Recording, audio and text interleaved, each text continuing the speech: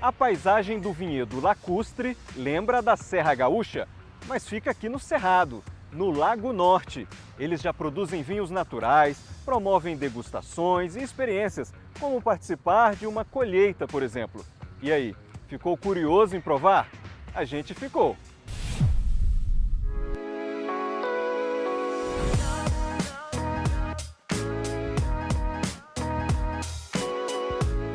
A história aqui do vinhedo lacustre começa com o meu pai.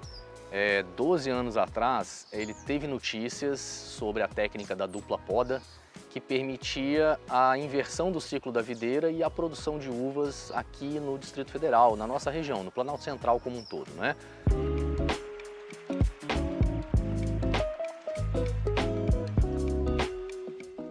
Então ele foi atrás de pessoas que pudessem auxiliá-lo nessa jornada, né?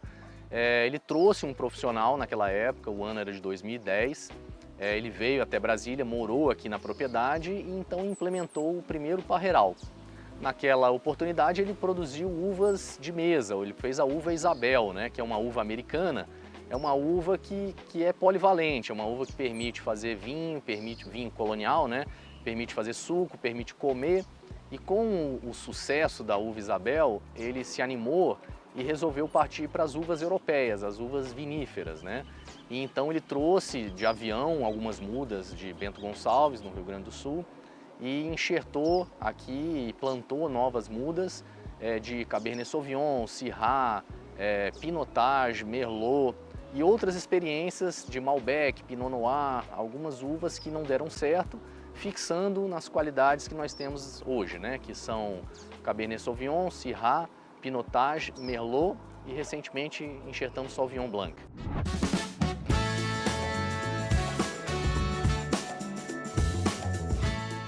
Com esse sucesso da viticultura, então ele partiu para um próximo estágio que seria a vinificação. Fazia de maneira artesanal, com a intenção apenas de agraciar os amigos, ter uma atividade de fim de semana, né? E eu mesmo era um frequentador aqui de fim de semana, né? No ano passado, ele teve um problema repentino de saúde, então coube a mim dar continuidade aí, estávamos no meio da safra, né? Então eu tive esse desafio maravilhoso que foi dar continuidade a essa produção. Num primeiro momento eu vendi as uvas, né? Até então ter o desejo de dar continuidade a esse trabalho que ele fazia de uma maneira mais profissionalizada, com maior qualidade, com melhor assessoria.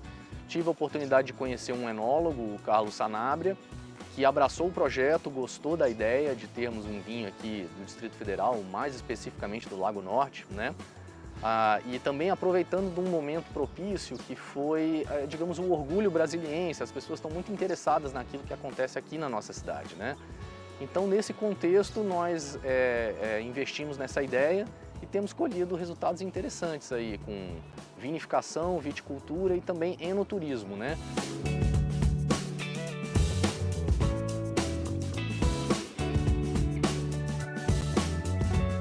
Pela propriedade estar muito próxima da cidade, a gente tem recebido vários grupos de pessoas que são entusiastas de vinho, de agricultura ou da natureza em geral, para fazer passeios e aprender um pouco sobre viticultura e sobre vinificação.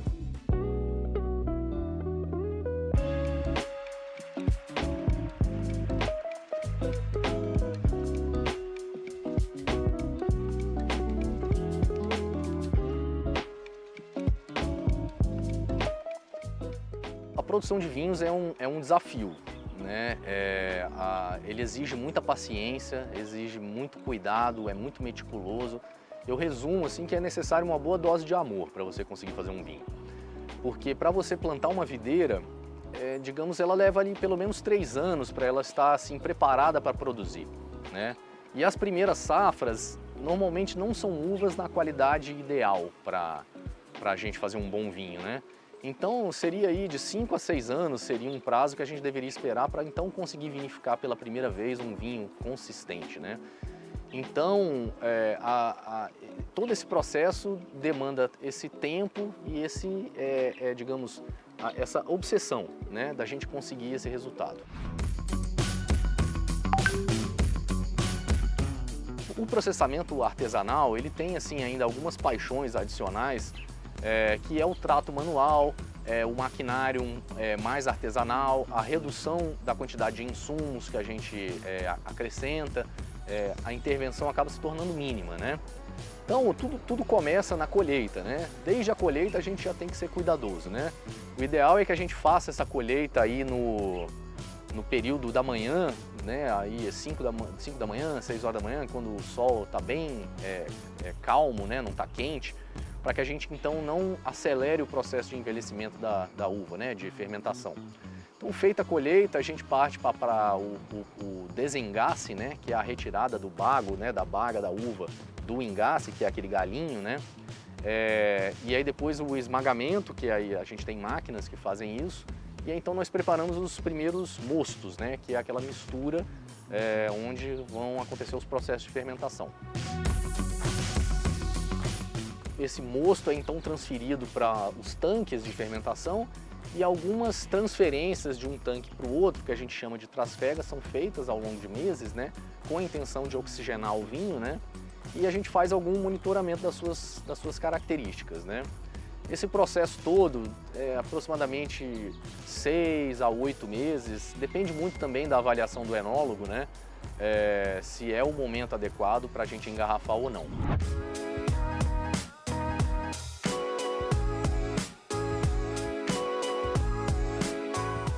Aqui nós temos uma quantidade de videiras de pouco mais de 1.000 pés, né? 1.100 mais ou menos, né?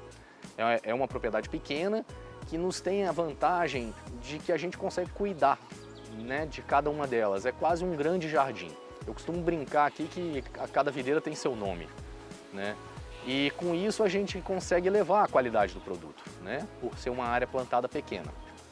Então, essa área plantada de próximo de 1 hectare nos rende aí, em boa safra, cerca de 3 toneladas de uva, né? Que nos permite fazer aí aproximadamente 1.500 garrafas, se bem aproveitado, né? É uma quantidade considerável, mas para uma indústria não é uma quantidade relevante. Mas a nossa intenção não é, de fato, sermos uma indústria, e sim uma vinícola pequena, uma vinícola boutique, que as pessoas possam experimentar, vivenciar o dia a dia de uma vinícola, aprender sobre a vinificação e então provar de um produto único, autêntico, que só tem aqui, né? Feito com as nossas uvas aqui do Distrito Federal, fruto dessa origem familiar, de todo esse cenário, que torna a experiência de beber um vinho muito mais intensa, né, do que um rótulo de supermercado.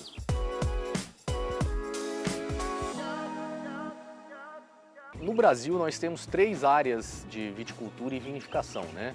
Tem a tradicional do sul do Brasil, né, que já ia assim, pelo menos 100 anos, né, que isso está sendo feito, que já tem um status bem profissional, uma indústria muito forte, né?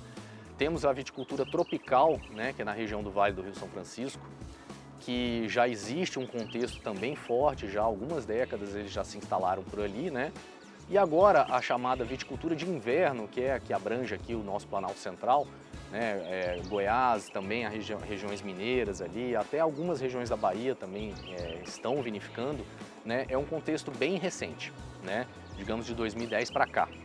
Então estamos todos começando, mas com iniciativas bem poderosas, né? Frutos de bom investimento, de tecnologia interessante. Então eu estimo que em cerca de 10 anos nós atingiremos um contexto muito relevante de viticultura e vinificação no cenário nacional, algo que, por exemplo, a Serra Gaúcha levou 60 anos e a Serra Catarinense cerca de 20 anos, né? Então eu acho que em 10 anos nós estaremos no mesmo status que essas regiões.